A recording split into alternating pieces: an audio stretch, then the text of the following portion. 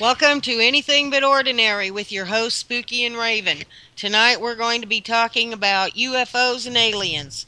Welcome to the show. I'm your awesome and opinionated host Spooky, and this is your other awesome but not so opinionated host Raven. Hey, how are you doing? Doing good. How are you? Good. Had a adventurous day today. Went to the You zoo with my nephew and had some fun times. Oh well, good. Yep. Did your So, kid what? kids enjoy it? Yeah, they did. They have a blast. Except for when my nephew got pooped on by a bird. I have to laugh every time I hear that. Yeah, it's one of those things where We know you paid that bird to do that. no, he probably thinks that, but it got paid back for I put him on a couple rides. So, Yeah, there you go. um, tonight's topic or whatever was just kind of make a brief statement. However, we're not saying one way or the other if these things are real, if they're not real, if they're aliens or angels or demons or whatever. We just kind of find a lot of this stuff kind of interesting, and me and you banter a lot about it back and forth throughout the years in general, with each other, and we just kind of wanted to do a show on it. But we're not saying either or, we just find it interesting, and we're not trying to push people to believe or not to believe. We're kind of leaving it open for other people to, Well, everybody has their opinions about it, and it's like Raven said, we're not saying that this is all real. This is just research we've done. This tonight is not going to be your typical UFO alien show. We're not going to sit and talk about, oh my gosh, I saw an alien, or I saw a UFO. But this is something that we have researched, and it doesn't necessarily mean that we believe in it. We are or just don't believe in it. It's or just don't believe in it exactly, because everybody has their opinions about this particular subject. This is just something that we both find we will, interesting. yeah, we find it interesting. And this isn't going to be like the only time, because there's so much that you can talk about when it comes to this topic, and we couldn't Oh fit it yeah, all into 1 2 hour show because you have stuff about abductees, you have things about landings, you have sightings throughout the whole world, whatever. So we're and there's just different, so many things on it that tie into other stuff, with ancient technology and everything. So we're gonna have multiple different exactly, shows when it comes with some of this topic. But tonight we just kind of narrowed it down to a few things, because we only have a 2 hour show. So exactly. And what we have may even make us run over a few minutes. But to start, are UFOs real? Do aliens exist? For decades, the Air Force and the United States government have dismissed them as hoaxes or misidentified air balloons, other phenomenon like swamp gas, whatever. But yet, daily, eyewitnesses from around the world have reported seeing strange things in the sky, in our oceans, and on the ground. These objects have been tracked by ground-based and airborne radar. They have been photographed by still and motion cameras. I mean, UFO sightings have been recorded throughout history in one way or another. right, The earliest UFO sightings in recorded history, now I said recorded history, can be found in 4th century Chinese texts claiming a moonboat hovered above China every 12 years. The earliest depiction of cylindrical, can't believe I got that word out, objects resembling spacecraft, I just knew I was going to screw up on that word, spacecraft with what might be their extraterrestrial occupants, are those carved on a granite mountain and on rocks on an island in the Hunan province of China. right. They have been assigned a tentative age of 47,000 years. Right. That is a long, long time ago. Well, that puts them That like that near. yeah, it puts them within the time span of Neanderthal man, predating modern Homo sapiens. Yeah, and you can find that. You can look that up. And you'll find the carvings and pictures up on the Google Internet for that part. We're gonna have some pictures. We're not just gonna show everything that's out there because there's so many things from out different cultures and throughout history of photos and everything with that Literally, stuff. yeah, And literature and books and everything, you know? exactly. Literally, every continent in the world has some sort of has had some sort of encounter either with a UFO or an extraterrestrial. Um, Even in the book of Ezekiel in the Bible. Right. We're not going religious. We're just sharing Yeah, we're something not that we're not going okay, we're not going religious on you, but just this is in the Bible. as well, yeah. Some enthusiasts quote the book of Ezekiel, which a curious vessel dropped from the sky and landed by the river in Chaldea, which is now called Iraq. Even the prophet Ezekiel gave his description, and I'm going to read it. It's a little bit long, and I'm going to paraphrase it. Right, and So then I'm we're going not. to kind of talk about I it know after. I'm not going to read the whole thing, but I'm just going to read Give people a little the main idea who thing. haven't read it, yeah. Okay, this was Ezekiel about an encounter with a flying object in the year 592 BC. As I looked, behold, a stormy wind came out of the north, and a great cloud, with brightness round about it, and fire flashing forth continually, and in the midst of the fire, as if it were gleaming bronze. And from the midst of it came the likeness of four living creatures. And this was their appearance. They had the form of men, but each had four faces, and each of them had four wings. Their legs were straight, and the soles of their feet were like the sole of a calf's foot, and they sparkled like burnished bronze. Under their wings, on their four sides, they had human hands. Each had the face of a man in front. The four had the face of a lion on the right, the face of an ox on the left, and the face of an eagle on the back. It sounds like this is not the whole description, but right there, to me, that sounds like he's describing humanoids wearing helmets with virtual cameras on the sides and at the rear. Um, and their wings were spread out above. Each creature had two wings, each of which touched the wing of another, while two covered their bodies, and each went straight forward without turning as they went, and the living creatures darted to and fro like a flash of lightning. Now, as I looked at the living creatures, I saw a wheel upon the earth beside the living creatures, one for each of the four of them. As for the appearance of the wheels and their construction, their appearance was like the gleaming of a chrysolite, being as it were a wheel within a wheel. The four wheels had rims, and they had spokes, and their rims were full of eyes round about. And when the living creatures went, the wheels went beside them. And when the living creatures rose from the earth, the wheels rose. There was a likeness of a throne in appearance like sapphire, and seated above the likeness of a throne was a likeness as if it were a human form. And upward from his loins I saw as it were gleaming bronze, and there was brightness, like the appearance of the bow that is in the cloud on the day of rain. Excuse me. So was the appearance of the brightness round about, and when I saw it, I heard the voice of one speaking. The Spirit lifted me up. I heard the sounds of the wheels that sounded like a great earthquake. Right. Ezekiel also tells that he was taken to Tel Aviv, where his fellow exiles are, and he is overwhelmed amongst them 7 days. This to me, Could and sound to some people like, right, I know that some people are going to disagree with this, and that's but okay. That's okay.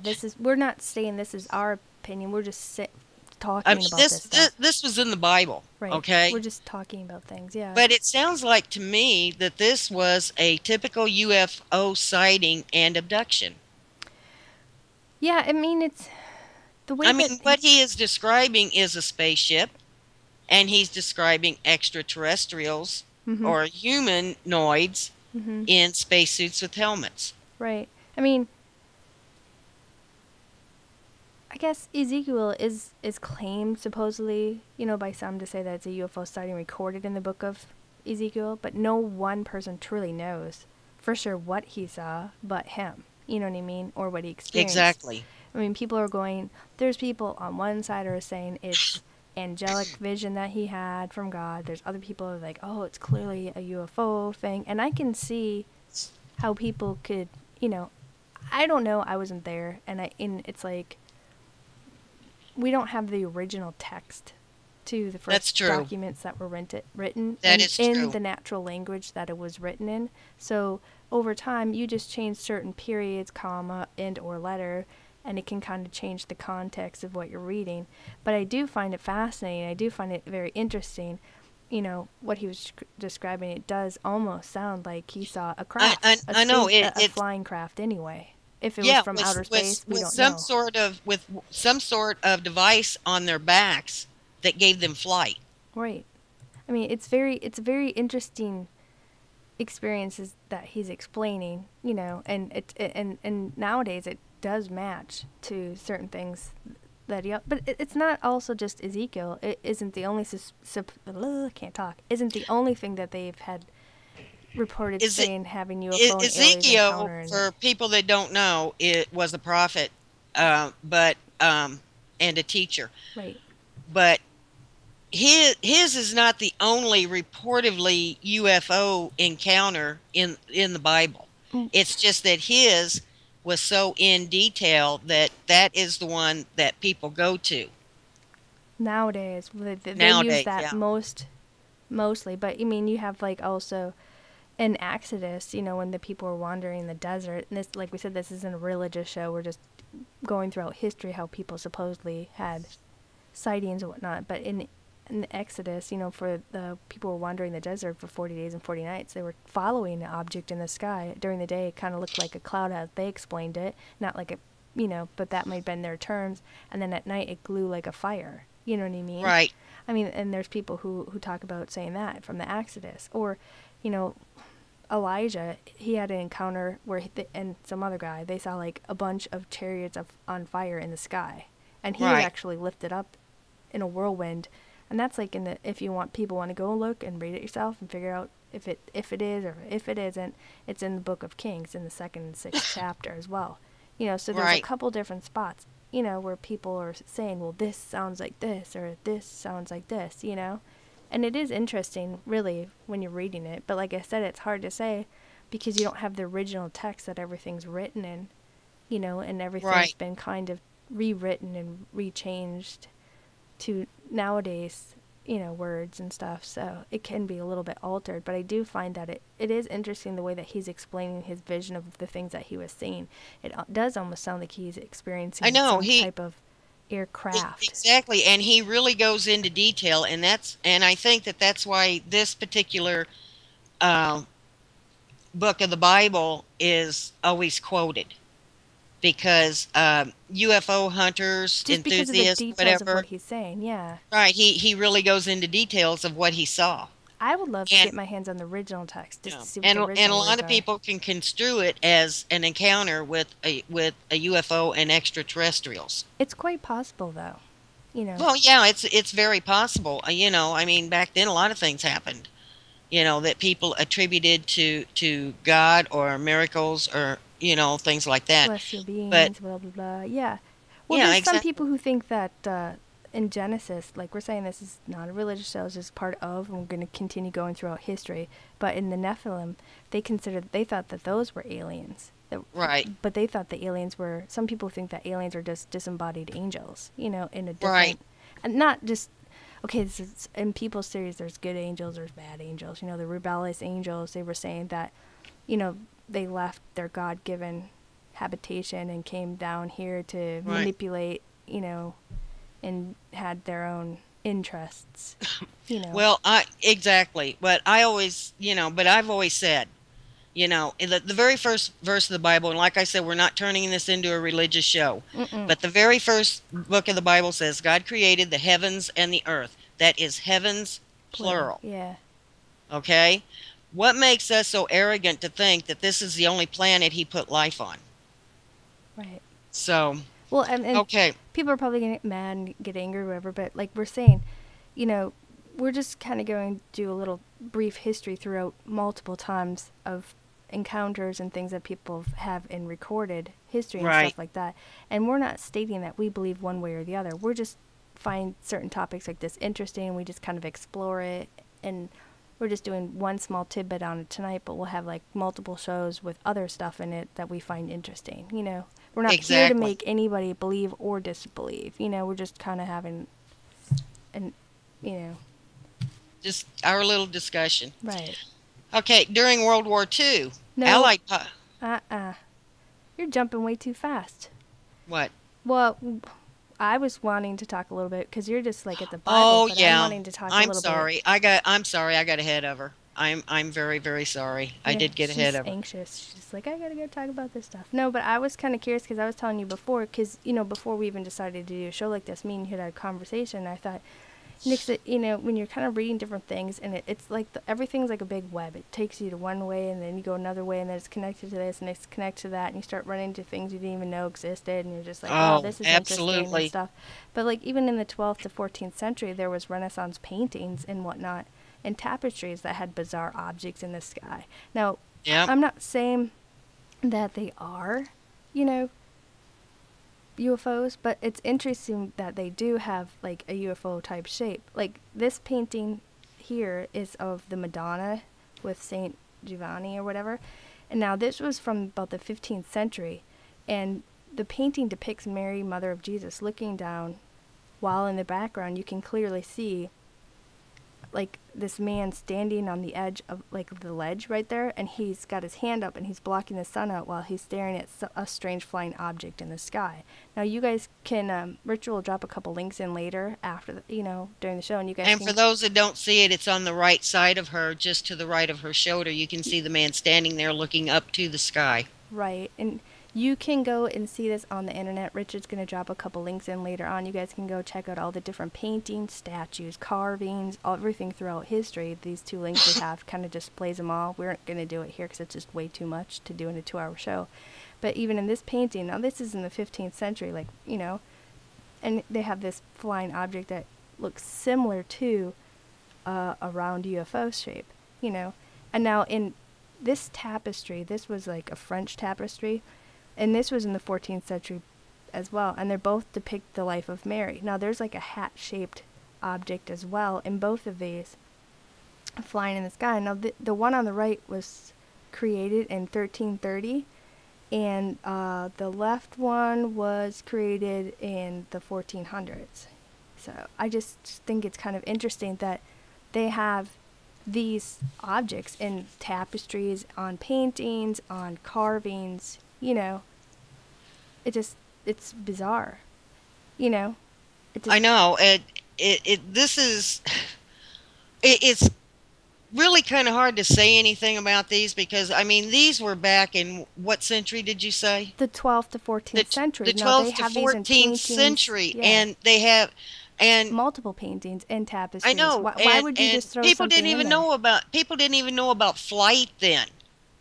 And they're seeing these things in the sky, and they're painting pictures with these things in the pictures. Yeah, why are there like 1950 style UFOs in these paintings and Exactly. tapestries on, carvings and rocks and stuff? I mean, why are there alien beings and crafts on, in the cave drawings and sculpture statues throughout history scattered, totally across the world in different cultures long before they even had planes, balloons, and whatnot flying in the sky. Maybe they may have had a Exactly. kite or something, but I mean, it doesn't make sense. And the first recorded balloon flight when I saw had no passengers. It was like a sheep, a duck, and a rooster, and that was until September of 1783. And that flight lasted about like 8 minutes, and it was witnessed by King Louis and Marie Antoinette.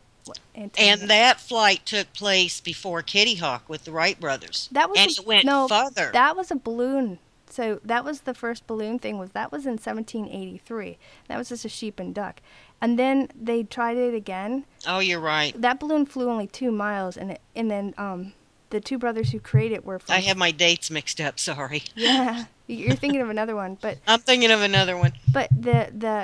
these two brothers made that balloon in France, and then it was not till September of '83 is when the hot air balloon had 2 human passengers in it.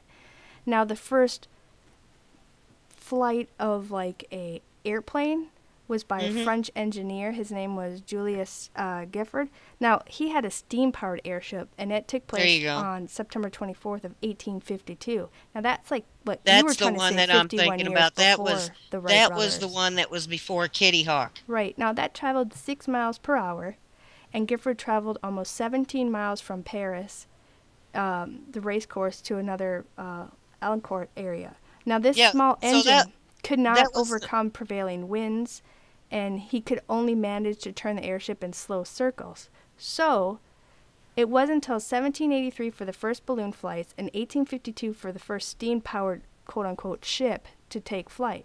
But yet there's numerous sightings of recorded throughout history, multiple cultures and everything before right. these dates and after, people witnessing strange objects flying in the sky in multiple directions, ascending, descending at unbelievable speeds, as well as encounters with strange beings, So it doesn't make sense that why are these things in these paintings and these carvings and everything else? We're not saying that they are UFOs or extraterrestrials that are on these But paintings, it's carvings, and interesting things, though but that they're there why are they because in so great detail? Like, if you, Richard will post the links in chat, but you guys go look at it, you'll see in great detail that they kind of, like that Egyptian one we saw, remember, with the helicopter and everything yeah, else? That was bizarre. it took a while for us to decide which pictures to show of paintings. We even saw hieroglyphics, pictures of hieroglyphics that had helicopters on them and spaceships. And it's just there's so many of them out there. Renaissance paintings, hieroglyphics, just a lot of them out there that have these spaceships in their paintings and their tapestries and carved on their walls. Right. That looks similar to the 1950 UFOs that they saw in the Exactly. 40s and the 50s. But yet, this is back in the 12th to 14th century. But not just that, like even in the 19th century, off the eastern shore of Japan, I think it was like in February of 1803, a local fisherman, he basically reported that he saw like a vessel drifting close by the water. Now, they say Hmm. when they investigated it, this beautiful, like, young woman, and how they described her, she had like red and white hair, and she was dressed in like, strange clothing compared to what they're used to. And they said the fisherman claimed she held this like square box and that no one was allowed to touch that box. But yet she spoke to them in like a really odd language that they never heard before. Now, most modern UFO believers think this story was like totally credible, and it's document of a close encounter of the third kind early in Japan, while other historians and whatnot just consider it to be folklore. But the fact that these stories are, way back since before Jesus' time, the Bible, Well, excuse me, all the way up. did you know though that the most reputable sighting of a UFO happened just in 2010? A Chinese pilot was taking off from an airport in Alaska, and for 30 minutes an object followed the plane, and it got close enough that he thought that they were going to collide. So it's I mean it goes back from ancient times all the way up to modern times. Yeah, you keep jumping ahead though. I know. Oh well. You're getting a little nervous or whatever. But I just think it's strange, that they have, and this, we're just only saying a few, but you can go and look up in Google, and there's great detail of century through century through century of tons of people in their religious and biblical type things written down, in their historian type stuff written down, on their vases, walls, carvings, statues, all this stuff out there. It's just like, okay, why is this out there if it doesn't exist? How could all these people throughout a whole entire planet in multiple cultures have different languages at different times throughout history experiencing these things and seeing these things? I find it interesting and a little bizarre, Yeah, exactly. It makes you wonder, Exactly. what are they seeing? Because there's people that were describing that they were seeing men in suits coming out of things that had fire and whatnot. And it's just, But when you and stop they've and never think, had, like I said, it wasn't until 1852 was the first technical, like, it wasn't even really an airplane, it was like a balloon with Mhm. these like wing But things on the it side had and some stuff. sort of And power source, the though. engine, I yeah, it mean, was like a cheap engine thing. And it couldn't even go that fast. It only went 6 miles per hour. But the things that people are talking about through history are ascending, descending, going right, going left, spinning around, having flashes to it, and going at amazing speeds that they couldn't even comprehend at sometimes throughout history to try to explain some of it. You know what I mean? It didn't make right. sense. So yet they're recording this on their stuff, like like in the rocks and stuff like that. That's was their books back in the day. They're recording these things that they saw. Why would you waste your time writing or painting an object that you don't even know exists or never even dreamt about or saw? Well, why are you carving one on your wall, on the walls of your temples and your burial crypts, which basically that's what the pyramids are. Even the Mayan temples down in what is it, Mexico? Mm-hmm. They have found pictures in those pyramids down there that look like a humanoid in a spacesuit. Had the spacesuit on, the helmet, the whole 9 yards.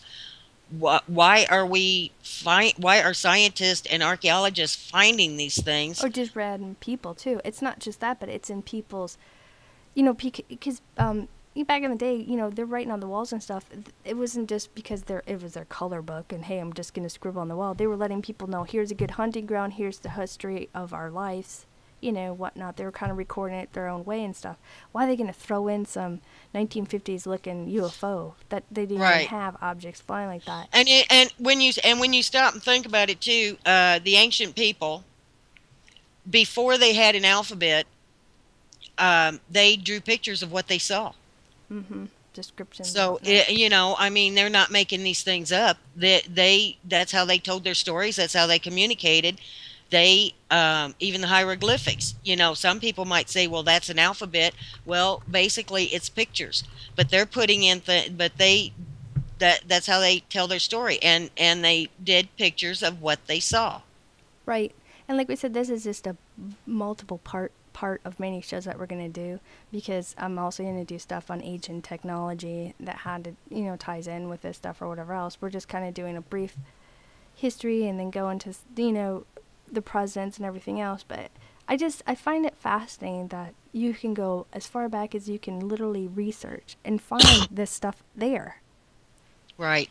And we're not saying that these are drawings and depictions are UFOs and ETs, but we're just like mentioning that they do have like similar likenesses and shapes to I know UFOs it's all, but it's awful. nowadays. What we see. But it's very, very strange that they resemble what we know as space travelers. They even resemble our astronauts. The spacesuits and the space helmets. Some people might think that they're just I don't know. I lost my train of thought. Sorry. Demons and angels or There you go. ghosts. They think they could be supernatural. They think Right. there's There you people go. who That's think that's exactly the word I they wanted. think it's paranormal and supernatural. There's people who believe that they're angels and demons. There's certain cultures that believe it's their gods, right? Right. There's other people who believe that they're aliens. There's people who believe that we came from aliens. There's people who Yeah. believe, there's we have such a huge, diverse world where everybody has like their own belief system and everything else. And to be honest, I don't know where they come from. I don't know what they are. For all I know, they could be, these things could be on our own planet. They could be underneath the ocean. I mean, the ocean is so unexplored. We can't go to half depths of it anyway. How do you know there's not this other race living under the oceans, and just coming out from there? Yeah, I was watching a show the other day about USOs, Mm-hmm. unidentified sunken objects. I mean, these, Sorry, had to slam and I had trying to hold it back. My giggle came out, but go on.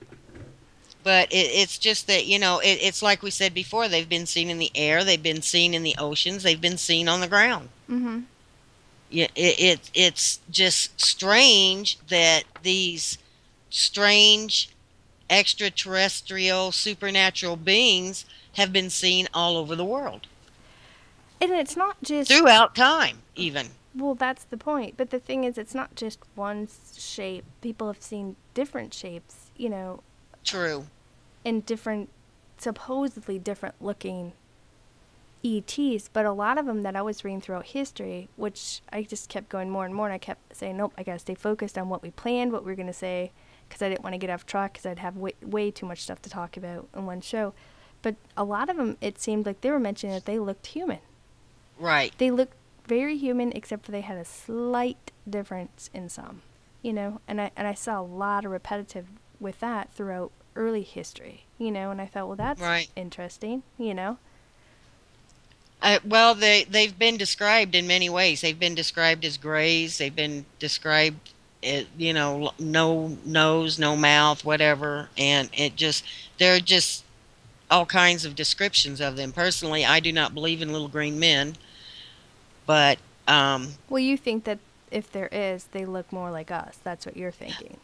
well, that's exactly what I think. I think that when we do encounter them, that they are going to look more like us, and they're not going to be grays or little green men or the characters from Star Wars and Star Trek. I just think that they're going to be more human like. Maybe not completely human, I don't know, but they're going to be more human like than people think they are, which is why some people believe that they interact with us and they are integrating themselves into our society. Hmm. There are, well, they do. There are some people that think that they walk with us, and they Yeah. they think that they're controlling the government, and there's so many people with so many different ideas and stuff like that. And I'm not saying either or, because I don't know personally. Like I said, this is just interesting subjects that I find interesting, and it's like I don't know, but I definitely have been I don't know really either, depth but into it. yeah, I don't know either. And I have no idea, but it's just my opinion. Right. Just my opinion. Well, now you were because you kind of jumped ahead of me a little bit, but you're starting to say what about the World War II pilots now? Okay, during World War II, Allied pilots coined the term foo fighters, FOO fighters, Yeah. for the bizarre orbs of light that some insisted flew alongside their planes during combat. Mhm. There's been several reports of that, and this was the Allies. And the Russian pilots, British pilots, French pilots, they all German, reported. all that stuff. Well, we were fighting Germany, Right. Mhm. but they all reported these strange lights that would fly alongside of their planes when they went into combat. And Right. the strange thing about it was that these planes that flew into combat with these strange orbs following them always made it back. Yeah, I remember seeing some shows back and forth about that stuff, but I also remember, reading a little bit about, because that's kind of one of the things that also triggered me when I was a kid too, hearing about all these pilots' experiences and whatnot.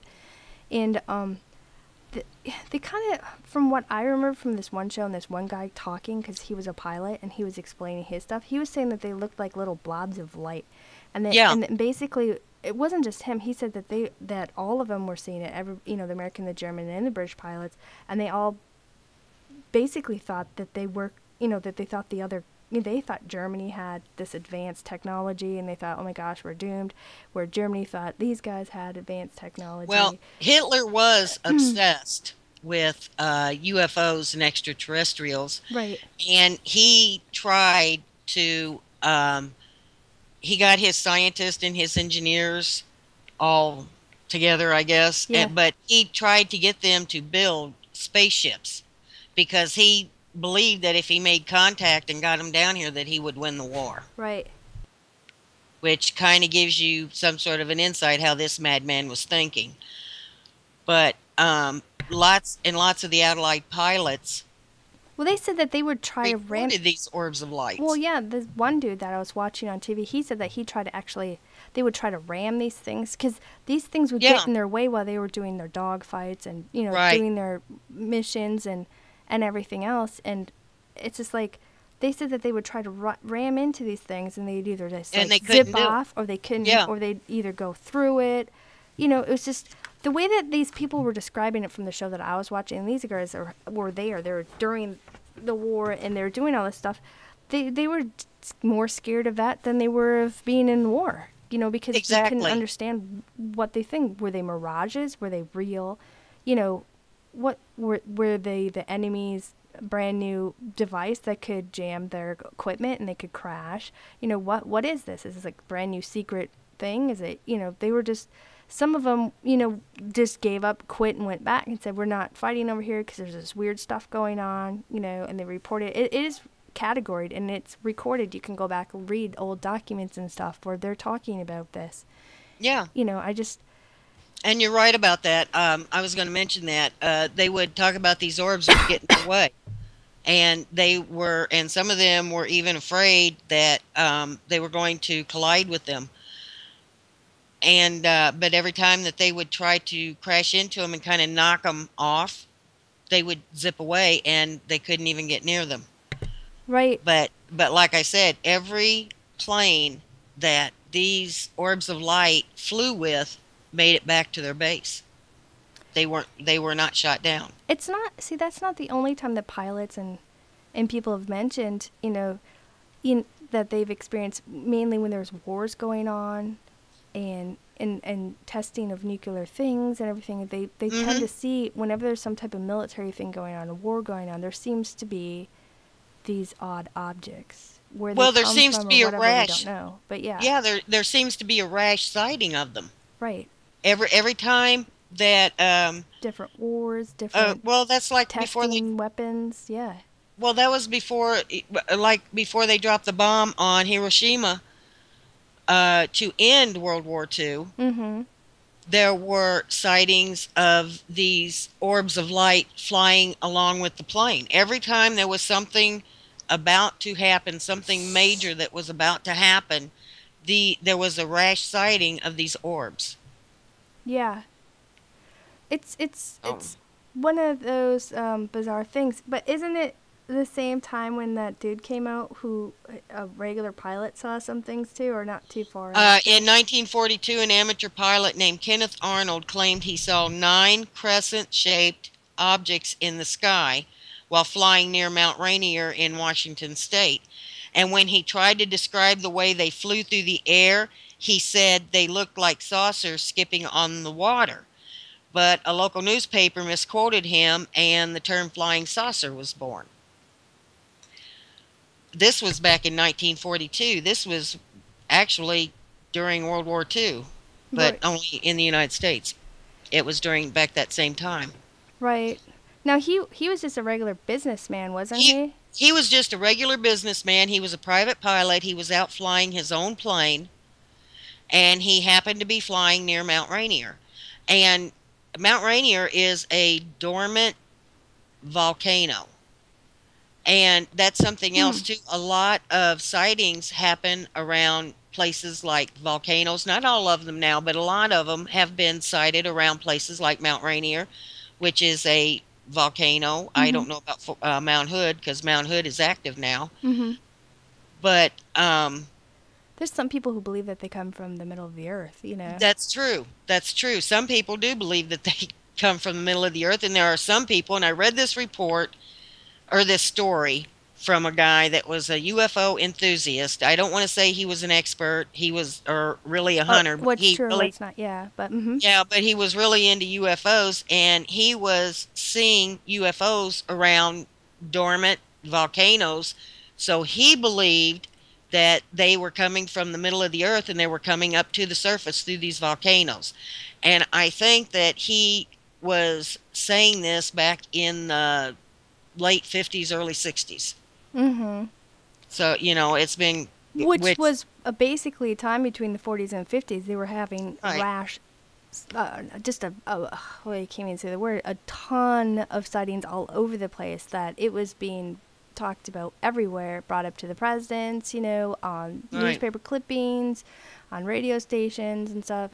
When was that um, World War radio thing came on that scared people. When was that at? You know, when that War did. of the Worlds. Yeah, when I did think that that come was out? 1950s. Yeah, so he must have got inspired, be like, hey, I'm going to scare the pajamas off of people. I'm not going to swear, but, you know, after these people are having, Well, you know, there's abduction also, you know, problems and everything any else. time during a war too, there's always been a rash of UFO sightings somewhere.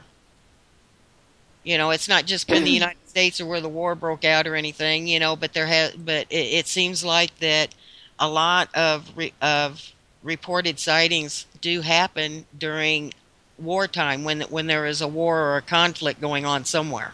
Right. Well, after he landed, you know, he had told his friends right away at the airport and the airport general manager basically what you just said about the story that he had experienced and the things that he was seeing. And then he flew off, and then they called ahead to the next place where he was at, and then said, you will not believe this dude's experience," you know, and then told them. And then when he landed, whatever, he ended up reporting it to the AAF, you know, well, for the Army Air Force Intelligence. And it was on July 12th of 19. This is what this photo is. I'm going to read his what he reported to the American Air Force. Now it said dated on July 12th of 1947, which includes sketches of this typical craft in the chain of 9 objects. The letter with a drawing of a flying saucer or flying disc submitted by pilot Kenneth Arnold to the Army Air Force Intelligence. On July 12, 1947, page 9, I have received lots of requests from people who told me to make a lot of wild guesses. I have based what I have written here in the article on positive facts, and as far as guessing what it was I observed, it is just as much a mystery to me as it is to the rest of the world. My pilot's license is 333487. I fly a Callier airplane. It is 3-place single-engine land ship that is designed and manufactured at Afton, Wyoming, as an extremely high-performance, high-altitude airplane that was made for mountain work. The national certificate of my plane is 33355. S. Kenneth Arnold, Box 587, Boise, Idaho, traveling this way. Then he made the sketch 1, which might be a little hard to see, but we'll have it on our website after the show. Then you guys can kind of... What is the date on this? 1947. The entire date. July 12th, 1947. July 12th. Now, the sketch 1 top, they seemed longer than wide. Their thickness was about 1 to 20th of their width. In sketch 2, you see a side view traveling this way, which he put an arrow mirroring a bright that they did not appear to me to whirl or spin, but seemed in a fixed position traveling as I've made a drawing. And then he signed it, and it's unclassified. So that's the document that he wrote up. He sketched it, signed it, put in his little handwriting to his experience to the Air Force. I think that's interesting. He had his encounter in 1942, and then he writes this up on July 12th, 1947, which is exactly 1 month from the Roswell incident. So I wonder if maybe that is why they were after him to make up this report. It's interesting. But he was talking about... Are you sure it was in 1942 he had experience, or was it June 24th of 1947? Because I got that he has ran into these unknown crafts on June 24th of 1947 on Montanville in Washington. In 47 is what I have written down. I don't know. I saw 1942. I just went by what I saw.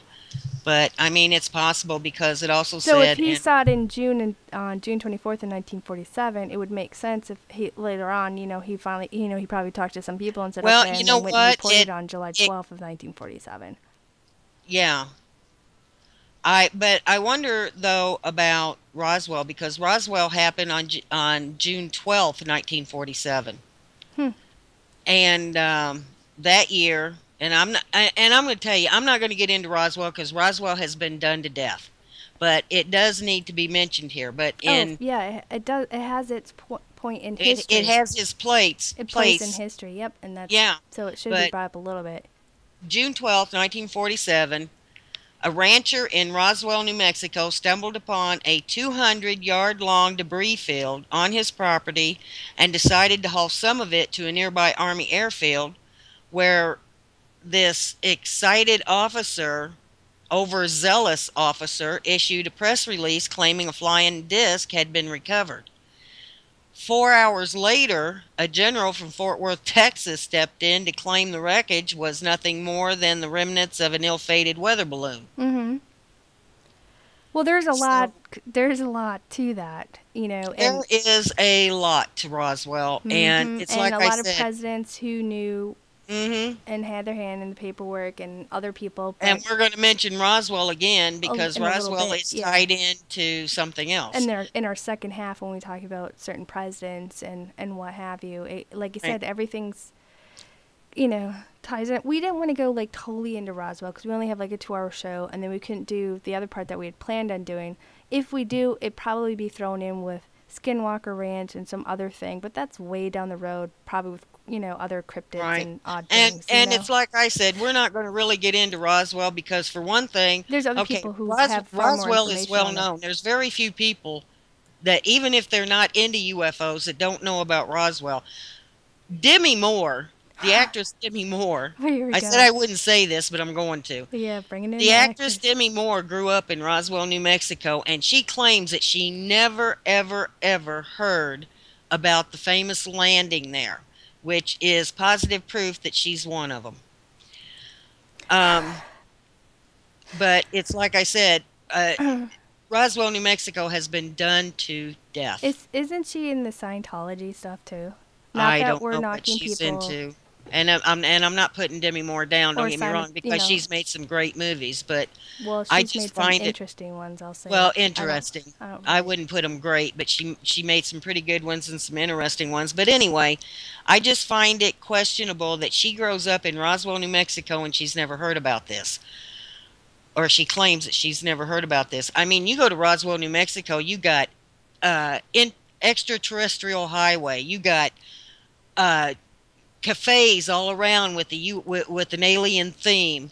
You got, I mean, they have the Alien Festival every single year in Roswell.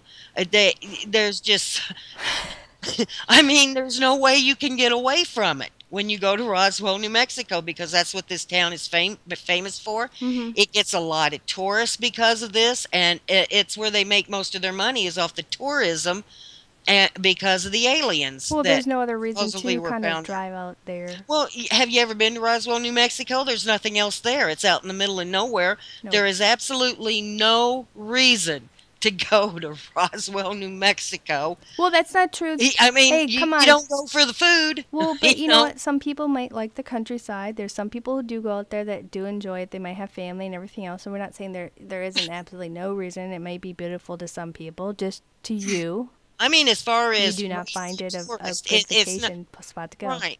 As far as regular tourists, because I mean, if it wasn't for the Roswell UFO flying saucer incident, that it wouldn't even be on your list of places to stop. Yeah, unless If there you were was going something along and saw a specifically cafe there. and you were hungry, yeah. Yeah, if unless there's something specifically you want to go there, check it out, whatever. But that's your thing. Now, you said that Kenneth Arnold was the one to coin the UFO word? Is that what The you're flying saying? saucer, and it wasn't exactly Kenneth Arnold. It was a description that he gave. He was trying to tell. He was watching these nine crescent-shaped Right. objects in the sky, Mm-hmm. and apparently they were moving and just So he going. coined the word flying saucer. Actually, a newspaper did because he said that the only way he could describe them was that they looked like saucers skipping on the water. But a local newspaper reporter misquoted him Mm-hmm. and said that they were flying saucers. So that's how the term flying saucer came about. Was in 1940, Sort of, because, 42 or 47, depending on which year this happened. right, well, when I was, looking up different stuff and everything else, well, before we even decided to do the show and stuff, we run into different things, but also when I was kind of going back and researching stuff a little bit, it was the term equivalent to flying saucers was actually used by the Japanese, and that was 700 years before it came to the West. And that's like in their ancient documents, and it's described it as an unusual shiny object seen the Yeah. night of October 27th of 1180 as a flying earthware vessel. Now, after Right. a while, the object, which had been heading northeast from a mountain to Key Province, changed its direction and vanished below the horizon, leaving like this really bright, luminous trail behind it. So Yeah. there was words already. People already had Oh this yeah. back. That's like In the very first. 1180, they already termed the word flying saucers. The Yeah. Japanese already had a word for it because they were already seeing things like this. Well, it's like I said back in the fourth century.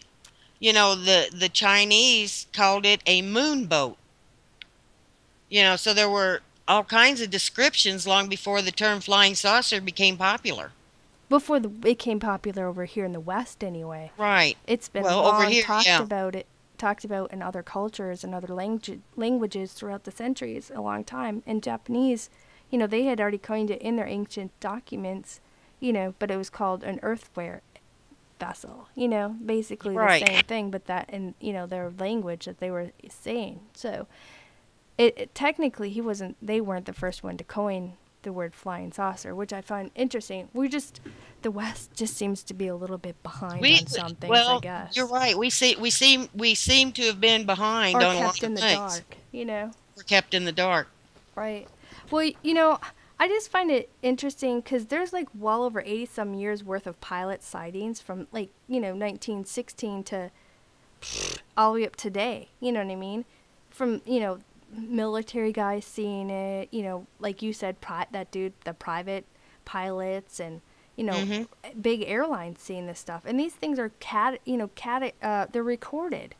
And you can go and you type this stuff up, and you'll see tons of this stuff on certain sites and stuff, real legitimate sites where all these different pilots from it, military to everybody having, well, some of the military have to have their stuff hidden, but it's Right. documented throughout ever. That's a long time. That's 80 some years worth that I found of this stuff. I mean, and then you were going to talk about that Japanese dude that you just said that was frequently just recently. What was that, 2012, or what did you say it was that you kind of said a little earlier? I forgot what you said.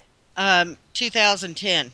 Okay, so 2010. Well, now, was this Japanese pilot, he was a big airline pilot, or what was he? He had over 30 years experience and flying airliners. Right, So this was a guy that knew his business. This is also considered the most reliable sighting right.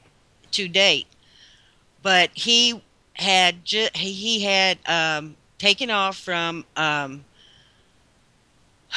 I want to say Fairbanks. It was an airport in Alaska, and he had been in the air less than 30 minutes when this thing. Matter of fact, it was even less than that. When he was up in the sky, him and his co-pilot were both reporting this, and they were reporting first it was bright lights. It happened to be cloudy that day, so it took a little bit for them to even see the object, but they saw the bright lights following them. At first they thought it was another plane out there because of the lights, Like it was heading and towards them. like the plane was heading towards them, and they thought Hmm. that they were going to collide with this plane. And every time, But when they and have when they contact with ground, they had contact with the control tower, and the control tower changed their flight plan on them, and when they changed their altitude, these lights changed theirs too. following them, like, it okay. was it was following them, Mhm. and at first it was in front of them, then it was beside them, Mhm. and for a while it was behind them. And it wasn't until finally when there was a break in the clouds that they saw what it was. And what did they And see? Like, you know. he said that it was a round object with lights circulating on it, and it was just cruising along beside them, and it had bright lights coming out of it.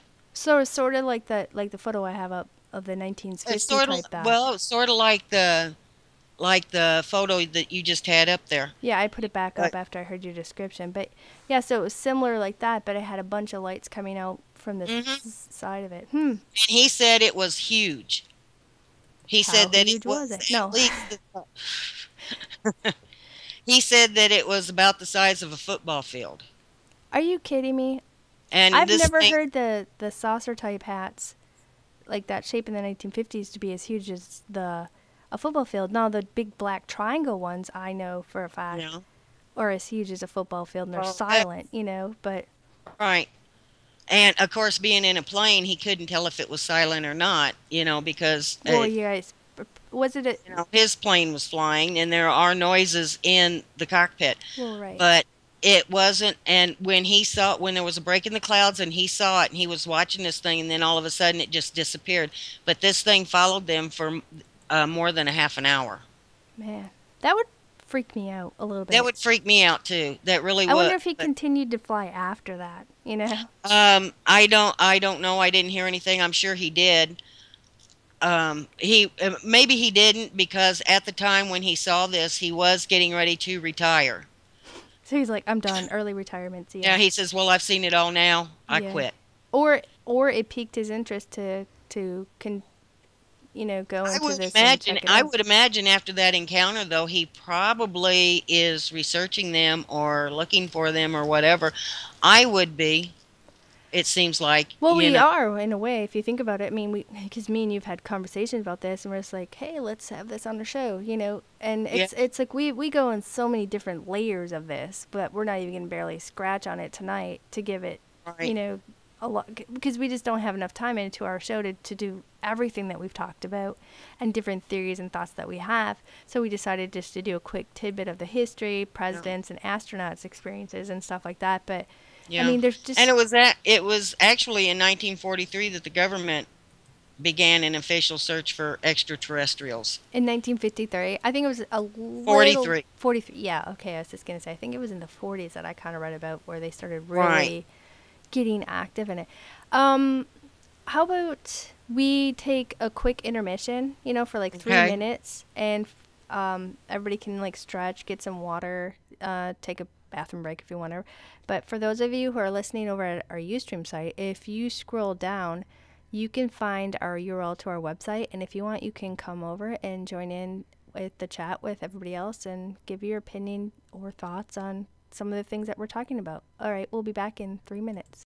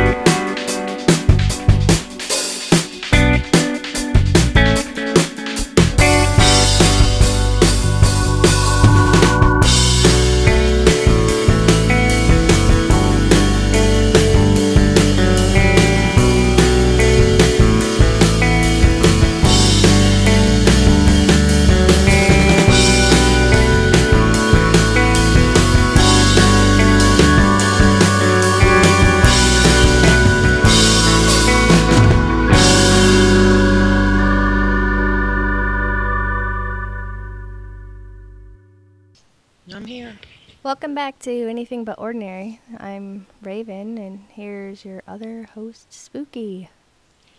Hello, I'm back. Yeah, we're both I back know a lot of you are dreading that. sometimes. Okay. Well, you finished up on the pilot thing or whatever, so I mean that Yeah. was the end of it that you had of him. I mean, I know I kind of cut you off, but I needed to get a drink of Oh, water. that's So that's okay. That's okay. I needed one too. Like I said, 1943, the government began an official search for extraterrestrials. Now, the President of the United States is considered by many to be the most powerful man in the world. Mm. A quick look back at history shows that U.S. presidents and vice presidents rarely even commented on the UFO situation. mm-hmm. There were only 4 occasions, I think there were more, but there were only 4 occasions where either a president or vice president ever faced the UFO question. On July 10th, 1947, now remember this date, What, or at like least the year. 47? Yeah, July 10th, 1947. This was just weeks after Roswell. Okay. President Truman was asked if he ever saw a flying saucer, and he replied, only in the newspapers.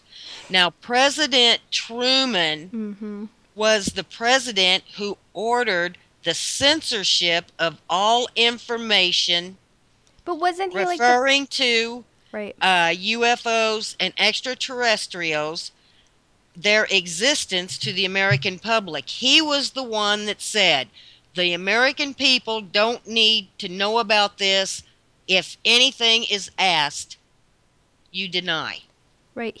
But he wasn't he like the first president that had to deal with all the UFO phenomenon publicly, like the very first one that really spoke out about it, to deal with the Well, public about it openly. Because that's what kind of like um, what I heard. well, this was just on the heels of Roswell. Mm-hmm. You know, the big to So he do kind of over had to Roswell. calm down So people he had to or do do something. something because I don't know. I wasn't around back in 1947. I would imagine, there was the You weren't. UFO Oh crash. no, just There kidding. were this rancher, and I can't think of his name. He said that, excuse me, he saw humanoids in this ship, and at the time, one was even walking outside the ship. So there had to have been a panic or some sort of deal about this crash. Well, yeah, and like we said, we're not going to go totally into that, but there's So military Truman people. had to deal with it. Right, and there's military people who spoke up and said, yeah, we did see this stuff. We did transport bodies and everything else. But, I mean, in 1949, he commissioned a study into the Foo Fighters, Yeah. that plagued both sides during the World War II. And, Right. Jimmy Doolittle, he headed up the study in that. And he reported back to him, included that both sides had reported that they had been paced by objects, and that he reported to Truman that he believed, from his studies and everything that he did and talking, that it had not been a secret German or other Allied weapons, and that it was most likely an ET from, extraterrestrial out of this world origin. So, I mean, Well, he if had I his hands remember, into a lot of things, Truman if I did. remember right, Truman supposedly had an encounter with an extraterrestrial. Hmm. It Um, it was either an extraterrestrial or an encounter with a spaceship. So Truman wasn't completely ignorant of them right. even before Roswell. And his encounter supposedly happened before he was president. But he was the US president that ordered the Wasn't censorship that of, guy's name Foster? The rancher. You said you couldn't remember his name. I I thought think it began with a B. I can't remember what his name is. I think it was a Brazel. Foster I think Ranch. it was Brazel. Hmm. Well, maybe But that's I don't know. who knows? Somebody will look it up and They'll tell tell us. us, yeah. And if you do, But thank you. but Truman was the US president that ordered the censorship of all information to the existence of UFOs and extraterrestrials to the American public. He was also the one that assigned all of this, the investigations and everything, Didn't he create to the the Air CIA in Force. 1947 too? I mean, didn't he create the I'm CIA in not sure. 1947 to basically that their mission was to gather all, well, foreign intelligence, but they were also spying on the Americans during the time who all the people who reported about the UFOs. And I think the CIA did have a big hand Well, you got to and was stop and think created too. by Truman to investigate these American people about the UFOs and their abductions and everything else. Right. And that was in, 47. So not too long Um, after, if you think about it. I lost my train of thought. Sorry, it popped in my head. I'd say it. No, no, no, no. That's okay. If I do the same thing. If it pops in my head, I'm going to say it. Um, I really can't tell you that. I know that he assigned the investigations over to the United States Air Force, and that's where Project Blue Book came in. Yep. And the part of the CIA had dealings with that. Part of the CIA had dealings with that. Right. Well, Or it might have been the FBI at the time. I don't know because I got to no, be I don't honest think with it you. was the FBI. I really believe it was Yeah. the Well, CIA. I got to be honest with you. Right off the top of my head, I can't remember when the CIA was formed. In September of 1947. Was it 1947? Okay. Yeah, Truman actually had his hands in it and helped design that. And a lot of them, their roles did have to play with going and terrorizing. Not terrorizing, sorry. Interrogating, but probably terrorizing too. The Terrorizing, American people. interrogating, Yep, same and thing. threatening. Well, it Yeah, same thing. the truth came out, but I meant to say something else, but my mind's like, nope, you're going to tell the truth. But they did. They harassed the American people, and because a lot of people back then were having Well, they were actually above the visuals. FBI. I mean, they had, they could, Well, they were thuggish yeah, in some I way. mean, I think that they learned their tactics from the Gestapo. Who knows? But Um, th- Landry, he was the one who busted out and said, hey, they're doing this, and they're not even following the legal guidelines of what they'd been set up for in the first place. The whole place was to basically do foreign intelligence, not go spy on American people, which, shocker, our government spies on American people, you know? yeah, But it was like during the summer of 52 that there was like a total huge rash of UFO sightings all over the United States.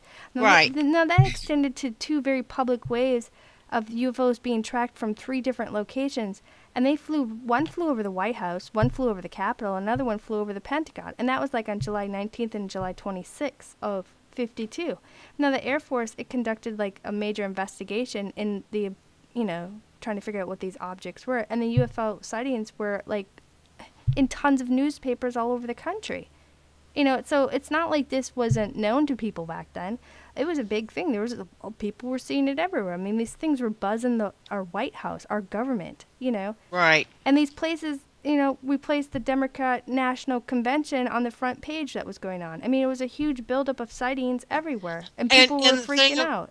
yeah, and the thing of it was too that when people reported UFO sightings and they were supposedly investigated, Right. it didn't matter who the person was. They could have been an absolute sober, None.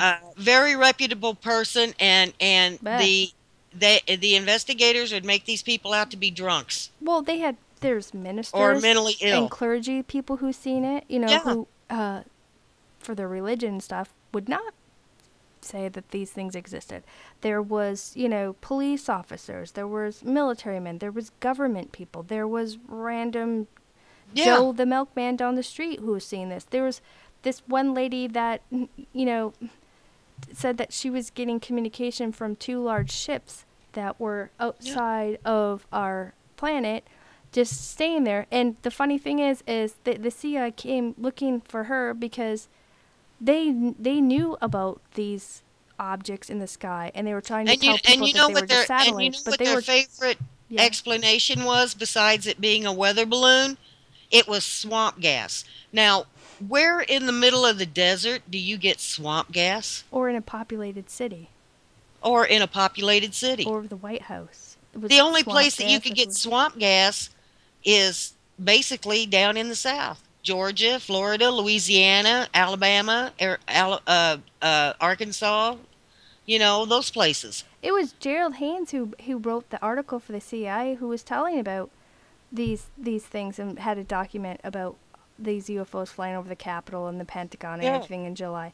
Now, Or weather balloons. How many friggin' weather balloons, excuse me, do people fly to find out what the well, weather's doing? listen, if it was such a weather balloon, why was it in July 52 that these things that were going on and them being buzzed to the White House, the Capitol, everything, did it alarm Truman's administration, and it led Truman's administration to give the order that these flying saucers be shot down on July 26th of 1952. I mean, and the Air Force said, okay, we obey, and they gave them the order to shoot them down. Well, it was then that a lot of prominent scientists and, Albert Einstein and, you know, and a couple other people protested to the White House and urged them and commanded that they rescind this order, because not only in the interest of future intergalactic peace, but they also in the interest of self-preservation, because you don't Yeah. know what these ETs have. I mean, certainly you look upon their tactic, but, by our primitive jet firepower, not even jet really, just our firepower back then was nothing compared to, I'm sure, what they had. And if we would have attacked them, they would have took it as a breach of universal laws, of hospitality. I can't even say that word, but you know what Yeah. I'm saying? So they basically said the shoot down order was withdrawn by the White House that same night by 5 o'clock, Yeah. And that same night after they withdrew the shoot down orders, the flying saucers came back again. This is reported. It's in newspapers.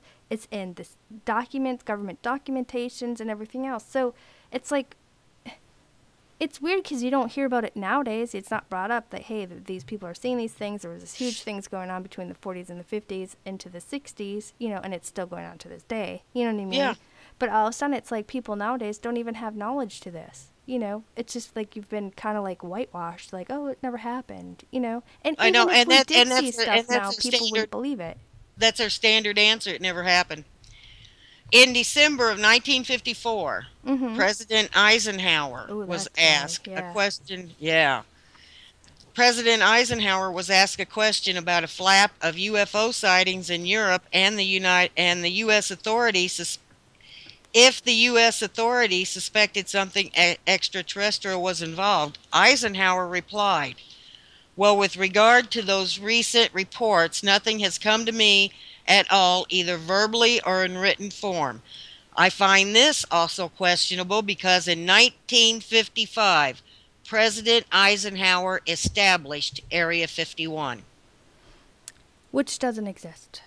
Which doesn't exist. Sorry, I'm sorry. That must have been a figment of his imagination. And this question was I heard they asked. actually moved 51 too. Well, they have. They just recently, they just recently made Area 51 public because they moved it. Mm-hmm. I don't think I would go hang out there anyway. Who knows Well, I what you could be I wouldn't either. exposed to. No, they had a lot of reasonable explanations about what goes on at Area 51, because some of them were true. They were testing experimental aircraft out there, but that wasn't all they had out there. And I truly believe that Area 51 was established specifically for UFOs and Mm-hmm. extraterrestrials, I'm in for, agreement to with you. study them, to meet them, whatever, to And encounter them, they whatever. probably had training how to build, the advanced technology and everything else, so, which, Well, I it's mean, I really still think that this technology has been around a lot longer well, than it's strange the 50s, that just saying. everybody that worked at Area 51, the civilian workers, the scientists and civilian workers, did not live out there. They had no housing for them. The only people that they had housing for was for military personnel That stationed basically stayed there 24/7, that stayed there scientists and 24/7. some people, yeah, and And they worked underground. the people who worked there, now I'm talking about civilians and scientists, people not in the military, Right, they lived, oh yeah, they well, both, lived in Las Vegas, Nevada. right. Now, every morning, a red and white airplane, these people would get on this red and white airplane, be flown out to Area 51, They were and just then, going to pick up breakfast, because yeah, it doesn't exist. when their workday was over, Mm-hmm, then they all got on this plane again and they were flown to Las Vegas, Nevada. mm-hmm. One of the scientists that worked out there said that they were not allowed to live anywhere else but Las Vegas. Why, I don't know. It could have been that's where the nearest airfield was. Who knows? But the Well, because plane it can keep would an eye load on them the up people. on the far side of the field at the airport Hmm. and fly these people out there. Well, some people, the historians, believe that Eisenhower was like the last American president who actually had complete control over the UFO situation. I mean, whether it's true or not, as the story goes, I mean, Eisenhower left office and Kennedy entered the White House, and the control of the UFO subject began to switch over from non-government entities and military contracts. So that's when it kind of went into private parties. Now, who are the private parties that have control over decisions if there are UFOs and ETs coming here and making dealings with us? What gives these people the right to Well, make decisions for the American people and or the public, world? Didn't Eisenhower have encounters with extraterrestrials and Oh yeah, UFOs while he was president? right. It claims that he had at least 11 different. We're not saying this is factual. Not saying that's not factual, but it's stated that he's had at least 11 encounters with extraterrestrials. He had meetings with them. They had agreements. They worked on things, and he had was great. But he wasn't the only president either. There was like Truman also supposedly had a couple encounters with them. But the thing is that Eisenhower, he was what, a top general. He had way more clearance and stuff prior before. He knew more stuff, because when he came over and Truman said, okay, here's this big old book of said information. Right. And Eisenhower kind of laughed and he said, this is nothing. I know way more than what this stuff is. This is like, reading how to fold a paper plane. Well, the Project Blue Book and whatever records that the government had at the time on ETs and spaceships Mm-hmm. was basically the top priority. I mean, this was right after World War II. Right. So there was at the time there was no war that was top priority, and so the big thing was ETs and spaceships, space travel, Mm-hmm. stuff like that. I mean, that was the number one priority of the day. Now, he did have, I believe that Eisenhower, yeah, it was Eisenhower. That's why I have a note down. He did actually have a UFO experience. It's posted in the New York Post on July 18th of 1997. It supposedly took place because somebody had shared his story or whatever. It supposedly took place on the USS Roosevelt, which was participating in the NATO exercises known as Operation Mainbrace. Now, this NATO exercises involved 80,000 men, 200 ships, and over 1,000 planes. Now, it was the largest NATO exercise held up to that time. Now, besides Eisenhower's story, there are many UFO sightings and photos that have been documented, by UFO researchers and TV documentaries that occurred during those nano exercises. So they were there and they captured these, on footages Yeah. and stuff. Now, the U.S., I guess this is what his encounter was. It says the Eisenhower encounter was recorded as follows. The USS FDR 6 flight flagship, 1952, a crew member writes, we were north and east of England with the Nano fleet in the North Atlantic about 1:30 a.m. Through the stormy rain and lightning, this big blue white light appeared right off the starboard bow. It came down to 100 feet of the water and just hung there as we cruised by it.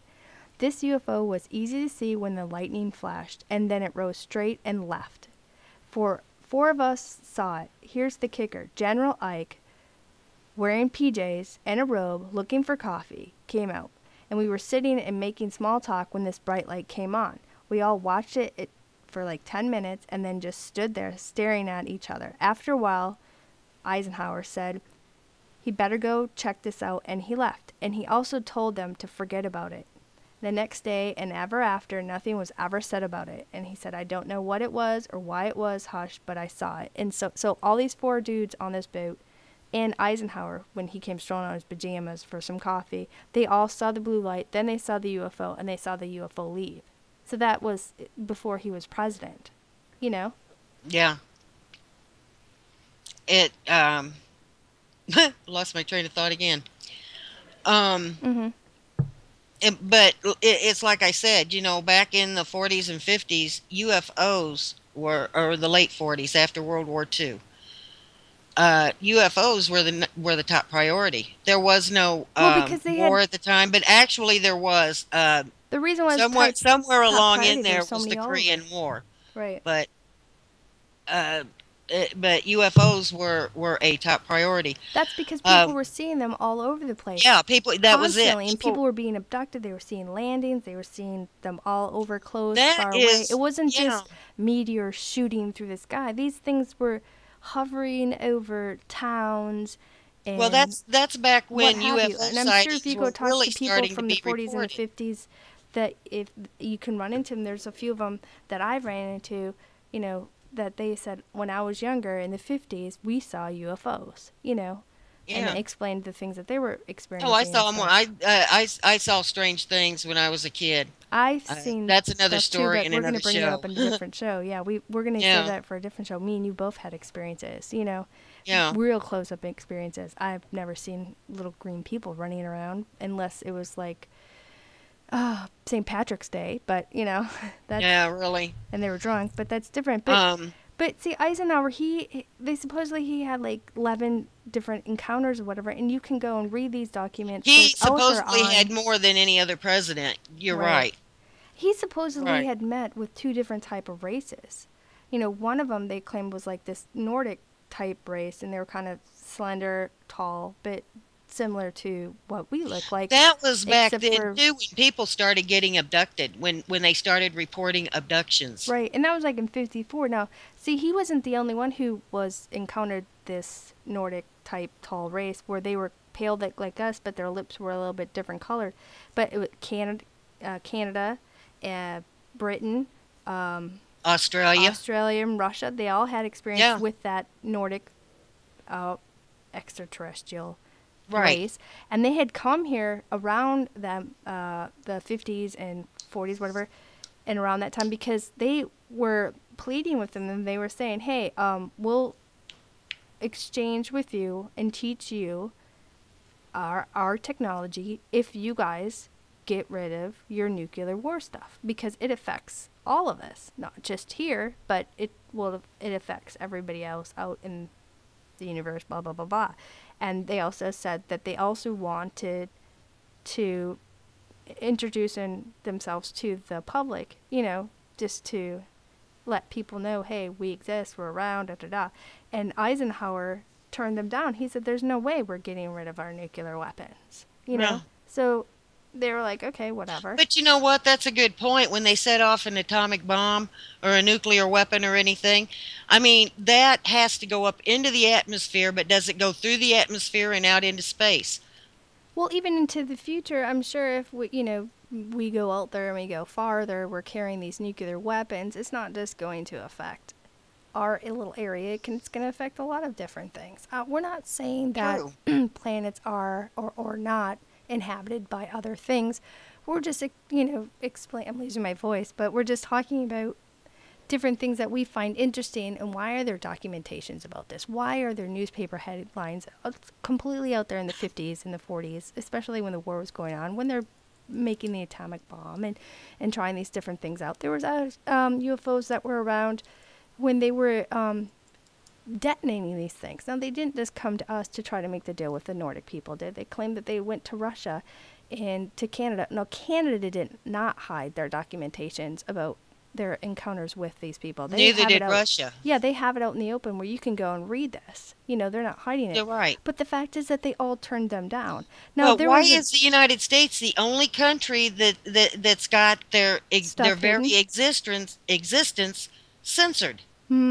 Yeah, When Russia has documentation out in the open. Canada that's does too. Yeah, out in the open. Well, and nowadays Germany does too. right. I mean, these other countries have their documentation out in the open for the public to see, but yet the United States still censors theirs. Well, see, that What the wasn't. hey? I know, but that wasn't like the only race that came in the 50s. It also said there was like, and I'm just stating what was written, what we're seeing, whatever. We're not saying this is or isn't factual, but the second, encounter that Eisenhower, he had met with these great entities, and they had talked and they kind of came into an agreement, and they said, we'll exchange our technology with you guys and teach you all this stuff and, whatnot, if Mm-hmm. you allow us to take so many said people and do, medical, I'm quoting in the air, finger quotes here, medical experiments on these people and animals. Now, Eisenhower, and they didn't have to get rid of the nuclear stuff or whatever, so they're like, sure, why not? But the only thing that we're stating is that you have to show us all the documentations and everything that you're doing on these people, right? And you have to bring the people back, you know? Yeah. Now, basically what I was hearing at these times, I'm not saying this is factual, whatever. It's just out there. You guys can all go read about it. It's in government paperwork and But everything this else. is a time, though, when abductions were starting to be reported. Hugely, yeah. Well, they claim that these gray entities weren't even, they didn't kind of follow the treaty that they agreed on, and they were abducting these civilians and they weren't following these safe medical and they were kind of keeping them, slaughtering them, doing whatever. This is supposedly that's out there. We're not saying this is factual. You guys just go read it, study, and do whatever you want to run with this. We're just kind of throwing it out there. But it's just like, if that is the agreement that Eisenhower made with them and a few of these other people in the government, who are they to make the decision for us to say, yeah, Right. go ahead. Just give us. Especially something like that That's is a huge. life that is huge, and that is a life altering uh experience. Right. Well, and some people So, weren't even coming back. You don't know what you're agreeing to. You're like, yeah, go ahead. They could have been using them for cattle. They could have been right, using them for who knows. I'm not saying this did or right, didn't happen, but the point is who are these men to make that call on a whole complete country? There's right. thousands of millions of Well, people. back in the 50s, the government had a whole lot of control. There wasn't too much. I mean, we had the Constitution and everything, but we're talking about an era where communism was running wild, and they had I can't remember the guy's name. He was going around even in Hollywood, rooting out communists. Well, they said it I'm was gonna supposed to be, limited, limited medical thing, and they only had a certain time, and they only were allowed to take a certain amount of people. But it seemed like it kind of got out of hand.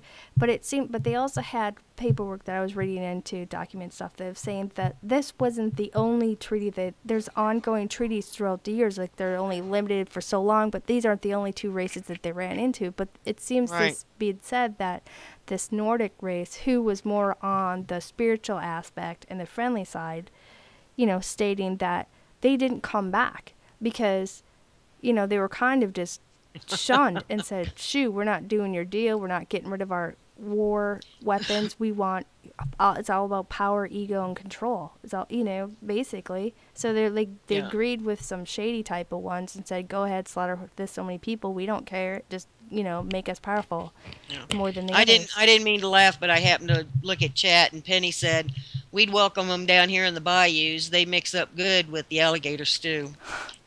Yeah, we're not saying, what we're stating is like, oh my gosh, we believe this or this is factual. It's just out there. And you guys It's a can possibility. yeah, and you guys can read these documents and Yeah. everything else. It's kind of scary what you start to go into and reading that's out in Oh real yeah, real absolutely. government paperwork and just Okay. Yeah, you're right. You're absolutely right. Um, where was I? Number three. Oh, in July 1996, just following the release of the movie Independence Day, mhm. President Bill Clinton was asked if he thought America could win a fight with invading aliens. And Clinton responded, yes, I think we could fight them off. We would find a way to win because that is what America does. There's not a whole lot to be said about him. When he went into office, he asked two questions. Mhm. When he became president, when he entered the Oval Office, he wanted to know two things.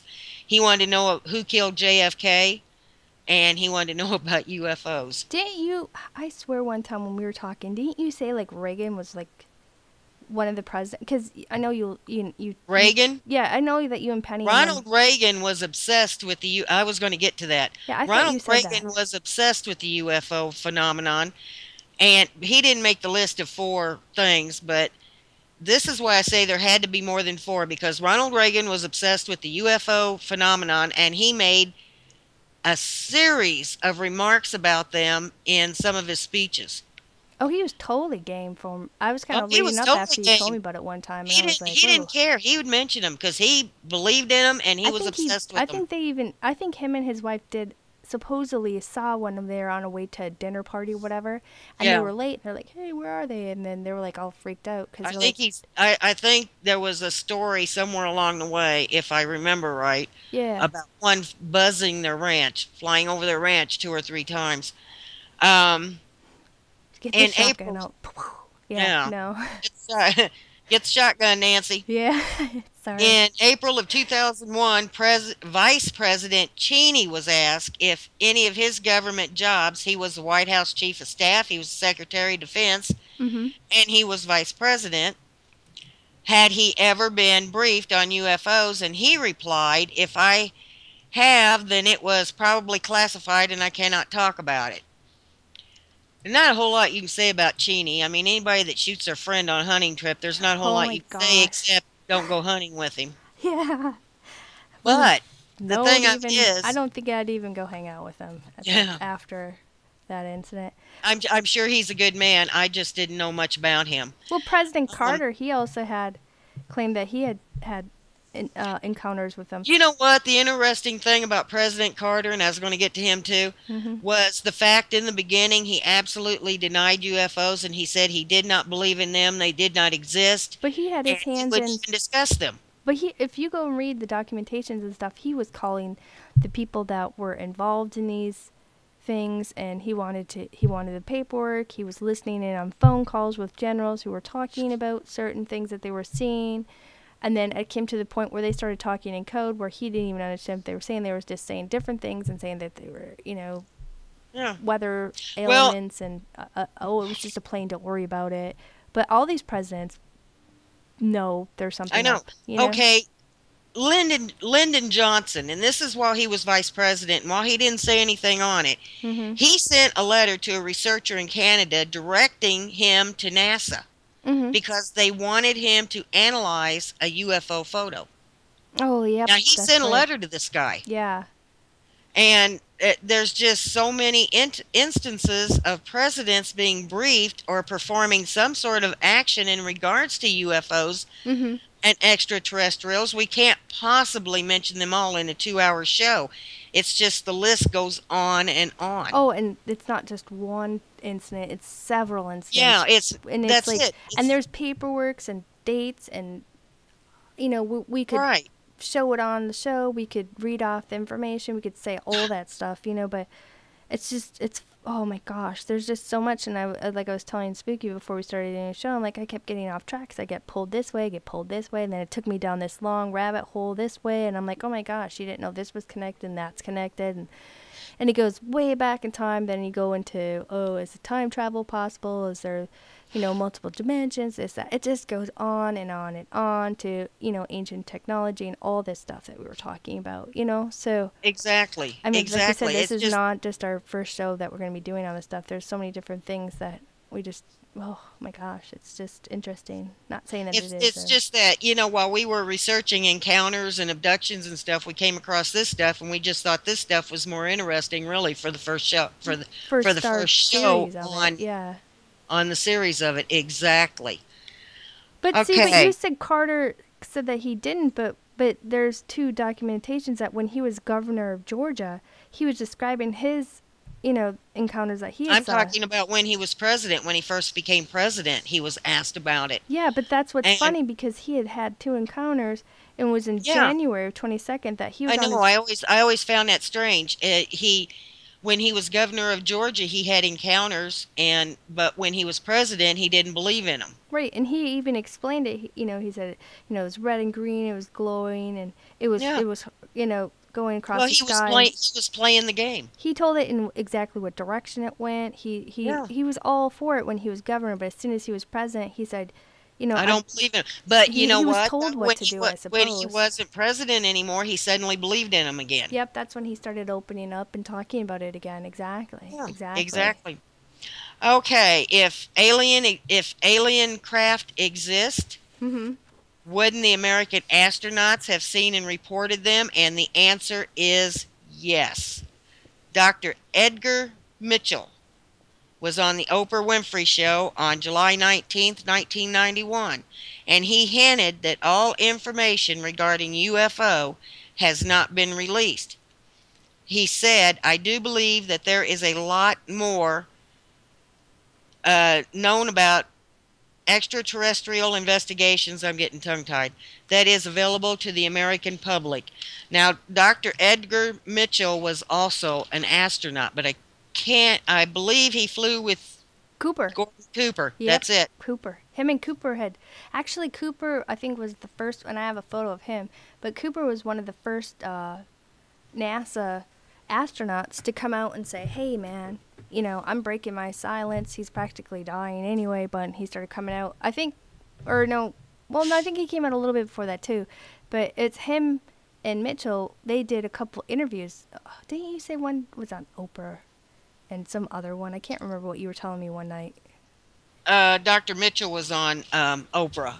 Yeah. Dr. Edgar Mitchell, and he flew with, he was an astronaut. He flew with Gordon Cooper. Right. Well, Cooper. But he, Go ahead. but he was the one but Mitchell was the one that he said that there was a lot more known about extraterrestrial investigations than is available to the American public. And but Gordon Cooper come out before Mitchell said anything on Oprah. Right. Well, Cooper, he claimed to see his first UFO when he was flying over West Germany in 1951, But, after that, he denied reports he'd ever seen a UFO during when he did his Mercury flight. But he had claimed up until his death that the U.S. government is indeed covering up information about UFOs. And he gave, examples of President Harry Truman, who said on April 4th of 1950, I can assure you that flying saucers, given that they exist, are not constructed by any power on Earth. Now, Cooper, he also pointed out that there was hundreds of reports made by his fellow pilots, and many coming from the military jet pilots, that sent to respond to radar or visual sightings from the ground. And in his memoirs, Cooper wrote he had seen other unexplained aircraft several times during his career. Now, he also said out of the hundreds of similar reports had been made too. Now, he further claimed these sightings had been swept under the rug by the U.S. government. Now, throughout Cooper's, his life, he expressed repeatedly in interviews that he had seen UFOs and described his recollections for the document Out of the Blue. In a couple of the quotes I put on the picture here of what he had, one of it says, I believe that now this is when he was talking and addressing the UN, okay? It says, I believe that the ET vehicles and their crews are visiting this planet from other planets, which obviously are a little more technically advanced than we are here on Earth. I feel that we need to have a top-level coordinate program to scientifically collect and analyze data from all over the Earth concerning any type of encounter and determine how best to interface with these visitors in a friendly fashion. For many years, I have lived with the secret and in secrecy imposed on all specialists and astronauts. I can now reveal that every day in the U.S., our radar instruments capture objects of foreign and composition unknown to us. And there are thousands of witnesses' reports and a quantity of documents to prove this, but nobody wants to make them public. Colonel L. Gordon Cooper, Mercury and Gemini astronaut, in an address to the UN in 1985 after announcing that he had seen and chased UFOs over Germany in 1950. Cooper also reported a greenish object which passed by his capsule going east to west opposite of normal man-made orbits while in orbit in May of 1963. Now, the object was tracked by ground-based equipment in Perth, Australia. Now, the press was told they could not question Colonel Cooper on the aspect of this mission when they landed. Now, he said, I know other astronauts share my feelings, and I know the government is sitting on hard evidence of UFOs. That was his other quote on January 14th of 1997. Now, those are the things that I have put on the photo. You have to stop and think. These astronauts are United States military. Mm-hmm. Even Dr. Mitchell. They are United States military. They are ordered not to say anything in public about what they saw. Everybody's the thing of it, right? The thing of it is that now more and more astronauts are starting to say things. Neil Armstrong, for example, according to astronaut Neil Armstrong, The aliens have a base on the moon and told us in no uncertain terms to stay off the moon. Mm-hmm. According to unconfirmed reports, both Neil Armstrong and Buzz Aldrin, and for those that don't know, Neil Armstrong and Buzz Aldrin were the first two on the moon, first two Americans on the moon. Well, they were told they were the first two, but Well, they were told they were the first two, but well, when you research the things that they were talking about, they even said that they had saw footprints on the moon. that's true. According to unconfirmed reports, both Armstrong and Buzz Aldrin saw UFOs shortly after that historic landing on July 21st, 1969. They also referred to bright lights in or around a crater during a television transmission, and when Mission Control asked for further details, the TV transmission went silent. Now, this transmission just happened to be picked up by ham radio operators. Mm-hmm. So they heard what was going on. Armstrong relayed to Mission Control there were spacecraft lined up on the far side of the crater watching them. The ships were superior to ours both in size and technology. There was no question about it. There is a space station on the moon. Now, Aldrin took color movie film of the UFOs from inside the module and continued filming them after him and Armstrong went outside. Excuse me. Armstrong took still photos, but when they returned to Earth, the cameras and film were confiscated. By NASA. I mean, NASA's always taken all the Right. photographs from the astronauts, because Cooper even said he took photographs of the UFOs that he had saw in space. And Now he's not the only one. Right. Now, just recently, before he died, Mm-hmm. Armstrong confirmed this was true, but refused to go into further detail except to say the CIA was behind the cover-up. Now, this was Apollo 11. Right. There was a third man involved. His name was Collins. Mm-hmm. While Armstrong and Aldrin were down on the moon while they were in the landing module, Collins was still up there orbiting the moon. Collins even told about seeing this supposed base on the moon. Mm-hmm. And he reported the bright lights and what appeared to be a space station. Mm-hmm. So I don't know if anything came from Buzz Aldrin or not. I think Buzz Aldrin is dead also. Right. Well, there's, it's not just our astronauts, but I mean, there's astronaut Scott Carpenter. I mean, he's basically said at no time when the astronauts were in space were they alone. I mean, he said that there was constant surveillance by UFOs when they were in outer space, and that was Scott Carpenter. Now, he also photographed a UFO while he was in orbit on May 24th of 1962, and NASA still has not released that photo. I mean, there's photos that NASA is altering, that they're taking photos of in space and then showing the public later on, but they're taking things out there that people have said that all these different astronauts are saying they're in this. We have it on video, we have it on photos. There are astronauts today reporting going up there to the International Space Station and seeing UFOs up there. Well, they're not the only ones. I mean, it's not just us, but between us and Russia, they're rushing to who can be the first ones to get into space and blah blah blah. And they were all seeing stuff, and they were seeing stuff when they were testing their missiles and their rockets and stuff down even in Russia.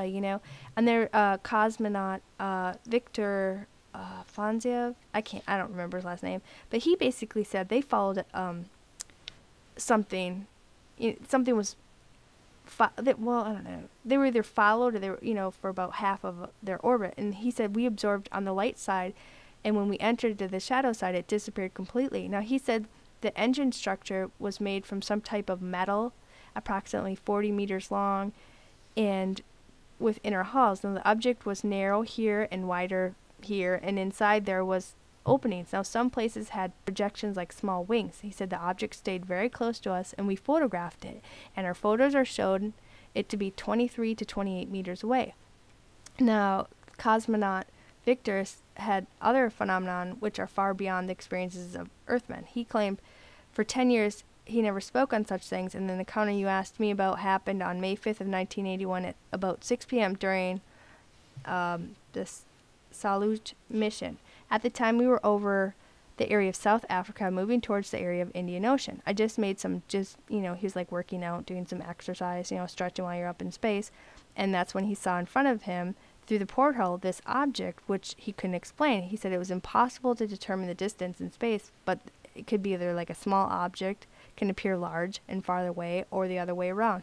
He said sometimes a cloud of dust appears like a large object. Anyway, he saw this object, and then something happened that he could not explain, something impossible according to the laws of physics. He said the object had this shape like elliptical, and it flew with us. From a frontal view, it looked like it would rotate it in a flight direction, and it only flew straight. But then a kind of explosion happened, and it was like really awesome to watch. He said it was really beautiful. It had this golden light to it, and this was just the first part. And then 1 or 2 seconds later, a second explosion followed somewhere else, and 2 spheres appeared, golden and very beautiful. And after this explosion, I just saw white smoke and then a cloud-like sphere. And before we entered the darkness, we flew through the terminator, the twilight zone between day and night, and we flew eastwards. And when we entered the darkness of the Earth's shadow, I could not see them any longer. The 2 spheres were never returned.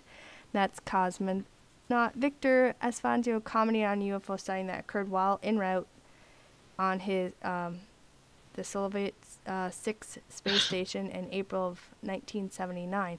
Now, there's other cosmonauts that said that they had encountered of ET beings being right outside their porthole windows, whatever you want to call them, on the spaceships. I personally, I think it's laughable that a Russian cosmonaut can stand on TV and tell what he saw, say it out in open public, and the United States is still censoring it. It's not just Russia. It's all the whole world. Different countries are talking about, yes, and they're not hiding their documentations, but yet we're not letting ours out, and they're saying it's a big joke. This doesn't exist. There's no such thing. You're cuckoo. You're on drugs. And the thing of it is, but that's not the only thing they cover Russia up, so. is basically a closed country. It was for years. Okay, things were censored coming out of there, except something like this. The people there are told where they can work, where they can travel, where they can live, what they can eat, and all of this stuff. And then we have America that's supposed to be a free country, and yet we're not allowed to know anything. Well, this isn't the only thing. I find it laughable because this is going on all over the world. Literally every continent in the world has a report of some sort of an encounter with spaceships or UFOs. Well, not just that, but they're speaking with their government people. I mean, even Canada's right here with us, and they're right above us, and they're like, yep, we have these experiences. They met with some high official ranking people, and Russia said yes, they had. Germany and other places, like you said, you can go and read up their documentations of their government paperwork and everything else, and then you can read some of ours and stuff, but yet all of them are still denying ours, and I think there's a reason to it, more so than what they want us to know. But I mean, they can't hide it too much longer. I mean, people to this day are still seeing more and more and more, so. Oh, what about the Phoenix Lights? What was that? That was 2002, 2000 something. I can't remember the date off the top of my head. Literally hundreds of thousands of people saw these lights over Phoenix, Arizona. And they were, I guess, if I remember right, a total of like 3 spaceships that were each a mile wide. Hundreds of thousands of people. And what was the official report that came out? They were flares. Well, everything's swamp gas or flares, but it's not just them. And like we said, we're going to go, tonight we're just covering like throughout history a little bit, tidbit, the presidents, and a little bit of the astronauts, whatever. But other shows, we're going to go more into detail of, people's encounters, regular people from here and other countries. But everybody sees these, doctors, lawyers, clergymen, everyday common blue-collar workers. Right.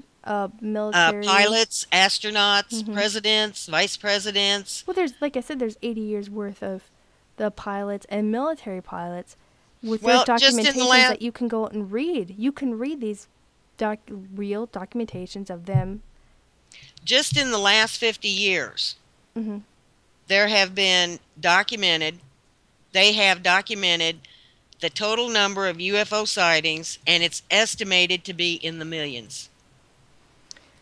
Millions. Mm-hmm. Really? Yeah. So there's got to be something And that's to it. just what in the past 50 years. That's not even before that. But the like, Yeah, that's just the last 50 years. right? And like we said when we started off in the beginning, there's in the 14th and the 12th century in those different paintings and tapestries they have even before that earlier, like would you say 47,000 years back, they have rock carvings and paintings on this. There's statues that are carved and created of that look like people in spacesuits. There's Egyptian high, things on their wall that look like helicopters and airplanes and stuff. And the first known flights of things wasn't till 1783 or something, I said, for the first balloon flight, and that balloon Right. flight didn't even go And flew then in about 6 1852, minutes. yeah, and in 1852, that guy that tried to create an Right. a ship. I mean, he was thinking of air travel. Right. But And he had so it's but they had yeah, before them they had already makes you previously wonder seen things. what inspired a guy like that. Did he see something in the sky? Right. Well, I think people since the dawn of time have And always maybe the thought about movie flying like Cowboys and birds. Aliens isn't so far fetched. I think a lot of the movies aren't so far fetched, or the TV shows, or because if this goes into a whole nother show that we can be talking about, but maybe they're giving, and we're not. I'm not saying this is my belief. I'm just throwing this out there for food for thought, or just bounce things off people, because that's how me and you talk in general. But maybe these things that come out in movies, these things that come out in TVs, these things that come out in card games, everything else, maybe there is truth to these things, and that's their way of letting themselves be known, to kind of introduce them all this stuff slowly until finally, bam, here it all is.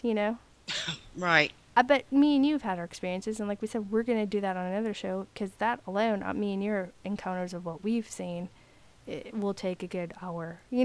So At least. At least. why don't you why don't you give a everybody let everybody know what we're gonna do next week, because we're kind of running close to the end of the show, and I don't want to keep people over Okay. because it's kind of late. Next week we're going to do a show on the Old West, and we're going to do a show on one of my direct descendants, Yeah, spookies, not mine. the infamous land pirate John A. Merle. He is one of my direct ancestors. There have been several books written about him, about this notorious bandit. He operated along the Natchez, the Cumberland, and the Mississippi rivers, and there have been books written about him, and and Mark Twain even mentions him in his autobiography, Life Along the Mississippi. Right, so that's gonna be next Tuesday. That's going to be next week. Right. And I want to thank everyone who came in tonight. I want to thank our mods, and I want to thank my co host, Raven. Oh, thanks. I'll thank you too. And thanks everybody for coming in. Why don't you share us on Facebook, and hope to see you next week, 'cause it's going to be another good show too. Yes, it is. Right? I hope. Well, it will be. It depends on how interesting you find one of my ancestors. Well, knowing how interesting you are, I'm sure there'll be a lot more crazier. So, everybody have a good night and share us on Facebook. That's right.